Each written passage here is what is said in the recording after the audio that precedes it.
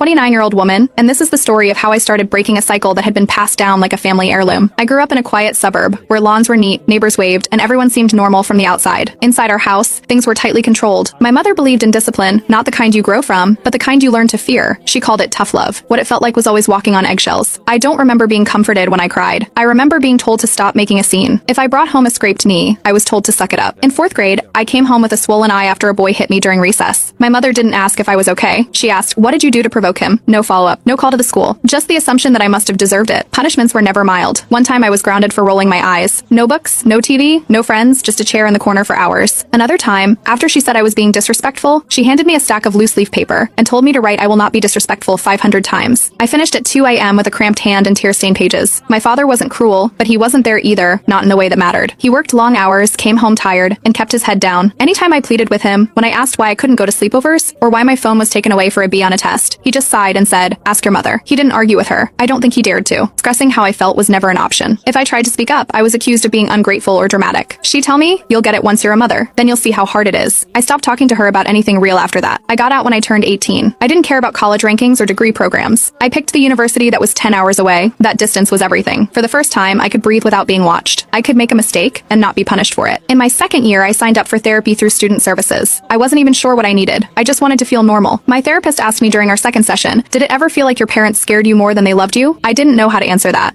But something inside me knew it was true. I didn't make any announcements, but I started to pull away. I stopped coming home for fall break. I missed Thanksgiving one year and only got a text that said, "Your absence was noticed." Not "We missed you," just cold silence with a hint of guilt. That was the pattern. Affection wasn't freely given, it was conditional. At 25, I had a miscarriage. It was early, barely 6 weeks in. I still remember the cramping, the hospital visit, the quiet sadness that filled the days after. I called my mother because I didn't know who else to tell. Her response was, "Well, maybe your body wasn't ready." These things happen. No pause, no warmth, just the verbal equivalent of a shrug. I didn't reply, I hung up, and I didn't call her again for a while. A year later, I decided to give things one last try. I went home for Thanksgiving. My younger cousin brought his toddler, and we were all gathered in the kitchen when the child knocked over a glass. It shattered, and before anyone could react, my mother's voice cut through the room. She screamed. Not yelled, screamed. The little boy froze. His tiny shoulders shook, and his lip trembled. Everyone stood still. I saw myself in him. I saw every moment I'd ever flinched. Every time my body tensed before my brain even processed what I'd done wrong. That night, while we cleaned up, I asked her quietly why she always went straight to anger. She wiped down the counter, didn't look up, and said, "It's how I was raised. Kids need to fear their parents a little. Otherwise, they walk all over you." I didn't argue. I didn't say anything at all. But in my head, something snapped into place. I went to my childhood room, shut the door, and promised myself, if I ever had a child, they'd never feel what I felt. They'd never be afraid to drop a glass. 2 years passed. Then came the test. 2 pink lines. Pregnant. I stood in my bathroom holding the test, and all I could think about was that kitchen. That scream.